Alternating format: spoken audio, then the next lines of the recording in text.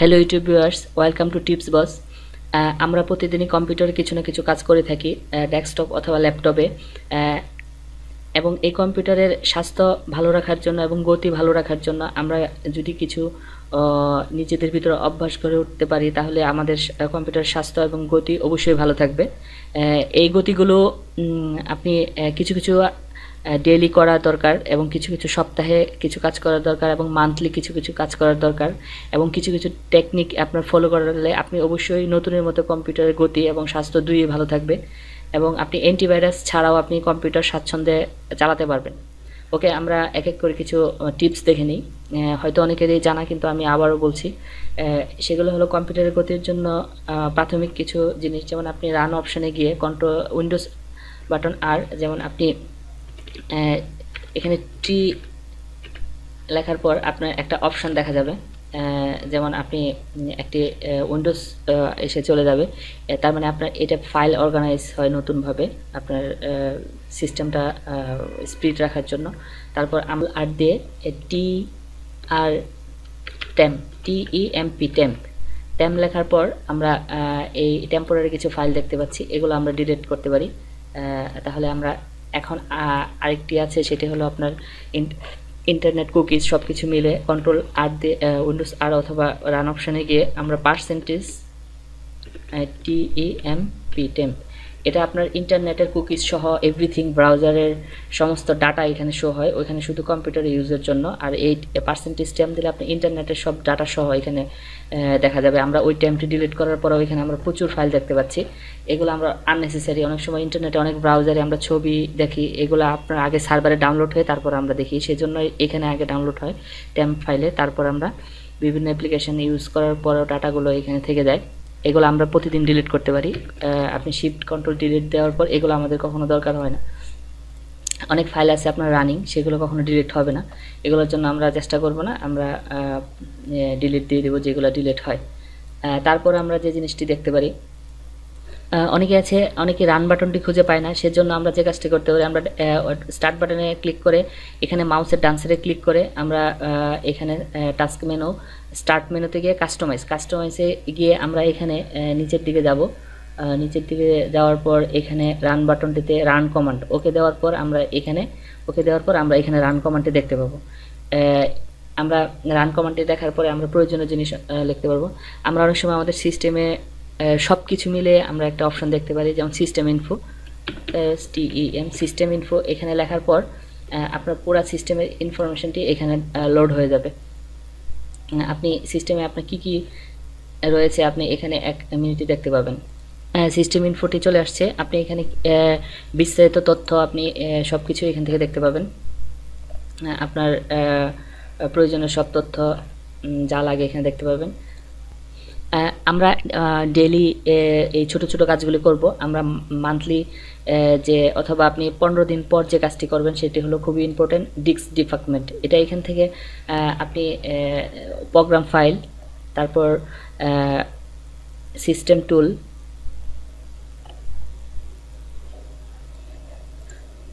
Programme file accessories, system টুল, তারপর এখানে আপনার ডিস্ক ডিফ্যাক্টমেন্ট দেখতে পাচ্ছেন।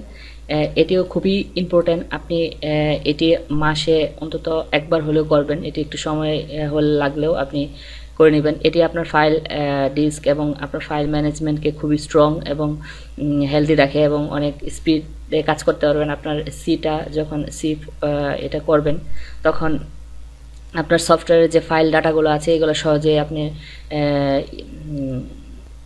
অ্যাক্সেস করতে পারবেন। তার কারণে অবশ্যই আপনার কম্পিউটারটিও ফাস্ট হবে। আপনি মনে করেন ডিস্ক ডিফ্যাক্টমেন্টটি খুবই জরুরি। এটি ফাইলগুলোকে অর্গানাইজ করে। আমরা প্রতিদিন অনেক ফাইল ডিলিট, রিমুভ এবং অনেক অ্যাড করি এডিশনাল। এই ফাইলগুলো অর্গানাইজ থাকে না হার্ড ডিস্কের সেক্টরের মধ্যে। এই ডিফ্যাক্টমেন্টের কারণে সব অর্গানাইজ হয়ে যায়।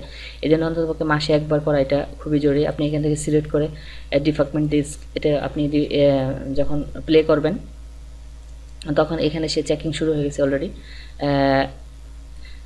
তারপর এখান থেকে আপনি এটি করার পর আপনি প্রত্যেকটা ড্রাইভে আপনি স্টার্ট করতে পারেন।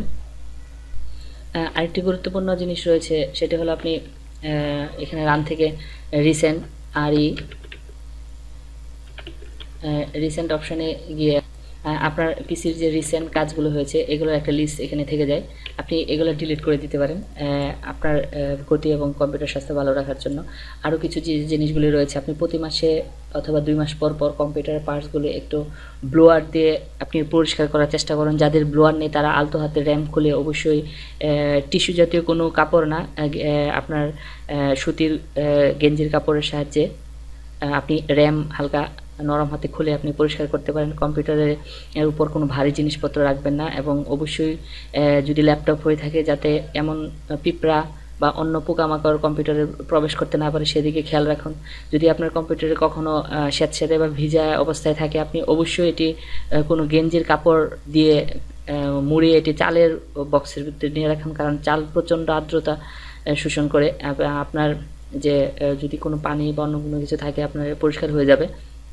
আপনি ভাইরাস মুক্ত রাখার জন্য অবশ্যই অ্যান্টিভাইরাস ইউজ করেন। অ্যান্টিভাইরাস না ইউজ করলে আপনার যে দিকগুলো খেয়াল রাখতে হবে, আননেসেসারি আপনার সফটওয়্যার ইনস্টল করা যাবে না, এবং আজে বাজে কোনো অ্যাপস বা গেমস ইনস্টল করা যাবে না যেগুলো আপনার পরিচিত না, অথবা এমন পেন ড্রাইভ ইউজ তো করাই যাবে না। আপনি যদি বাইরের কোনো ফ্রেন্ডের কাছ থেকে কোনো কিছু ফাইল নিয়ে আসেন, অবশ্যই ওই ফাইলের সাথে আপনার কম্পিউটারে ভাইরাসে চলে আসবে। তাই অবশ্যই এগুলো করতে হলে আপনার ভালো মানের একটা অ্যান্টিভাইরাস ইউজ করতে হবে। এবং এই দুইটি জিনিসই খুব গুরুত্বপূর্ণ ভাইরাস ছড়ানোর জন্য। একটি হলো আননেসেসারি সফটওয়্যার, আরেকটি হলো আপনার পেন ড্রাইভ। আননেসেসারি সফটওয়্যার বলতে এমন কোনো লবণীয় সফটওয়্যার আছে যেগুলো আপনি ওপেন করার পর ছবি এরকম হয়ে যায়, সেরকম হয়ে যায়। তারপরে আপনার কিছু কিছু কনভার্টার আছে যে আপনার ভিডিও গেমস অ্যানিমেশন করার জন্য এই সেই হাবিজাবি বিভিন্ন ধরনের অ্যাডাপ্টেড, যেমন পপুলার সফটওয়্যার ফটোশপ, ইলাস্ট্রেটর, এই ধরনের এমএস ওয়ার্ড, যেগুলো নিত্য প্রয়োজনীয় নর্মাল, এগুলো ছাড়া আপনি যে সফটওয়্যারগুলোর কথা বলছেন সেগুলো ইনস্টল করার প্রতি অবশ্যই খেয়াল রাখবেন, কারণ ওইগুলোর সাথে মূলত ভাইরাসটা থাকে।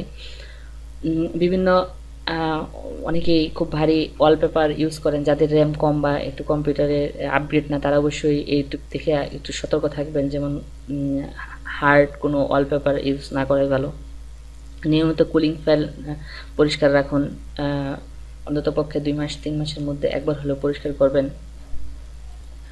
অনেক সময় আমরা কম্পিউটারের আইকনটি ডেস্কটপে খুঁজে পাই না, সেই ক্ষেত্রে আপনার এখানে পার্সোনালাইজে ক্লিক করে তারপর কম্পিউটার ডেস্কটপ আইকন, এখানে একটা উইন্ডোজ আসবে। আপনি এখান থেকে কম্পিউটার রিসাইকেল বিন এগুলো যেগুলো টিক চিহ্ন দেওয়া আছে এগুলো আপনার শো হবে।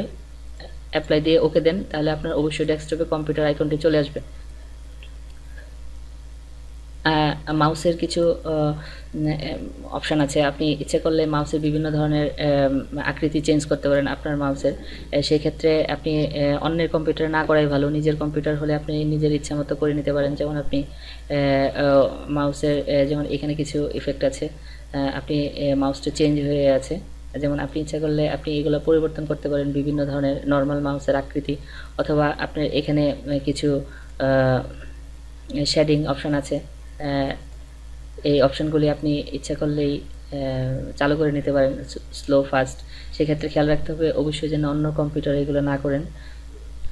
এখানে দেখেন আমরা একটা নতুন উইন্ডোজ ওপেন করি, উইন্ডোজ বাটন প্লাস ই দেওয়ার পর একটা নতুন উইন্ডোজ বাটন, কম্পিউটার প্রপার্টিসে যদি যাই সেক্ষেত্রে আমাদের ইনফরমেশনটা পুরো দেখতে পাবো। তাছাড়াও আপনি নতুন কম্পিউটার ইনস্টল করার পর অবশ্যই যে কাজগুলো করবেন সেগুলো হলো আপনি অটো আপডেট, আপনি উইন্ডোজ বাটনে ক্লিক করলে এখানে ইউটিও অটো প্লে, অটো আপডেট এগুলো বন্ধ করতে পারেন। যেমন আপনি অটো প্লে বন্ধ করার জন্য আপনার রান অপশানে গিয়ে আপনার জিপি এডিট ডট এমএসসি এখানে ক্লিক করে আপনার একটি লোকাল গ্রুপ পলিসি এডিটর এটি আপনি এভাবে নিয়ে আসতে পারেন, অথবা আপনি উইন্ডোজ বাটন চেপে GROUP গ্রুপ পলিসি লেখার পরে আপনার এখানে অটোমেটিক চলে আসে। আপনি সেই ক্ষেত্রে আপনার গ্রুপ পলিসি অপশানটিতে গিয়ে আপনি এই অটো রানটি অফ করতে পারেন। সেক্ষেত্রে আপনার যে কাজটি করতে হবে, আপনার অ্যাডমিনিস্ট্রেটিভ টেমপ্লেটে যান, টেমপ্লেটে যাওয়ার পর আপনার উইন্ডোজ কম্পোনেন্ট যে অপশানগুলো আছে তার মধ্যে থেকে আপনার অটো প্লে পলিসিটা আপনি সিলেক্ট করেন। এখানে দেখেন যে auto off, turn off, auto play, মানে অটো প্লে টার্ন অফ করার অপশনটি আপনার চলে আসলো।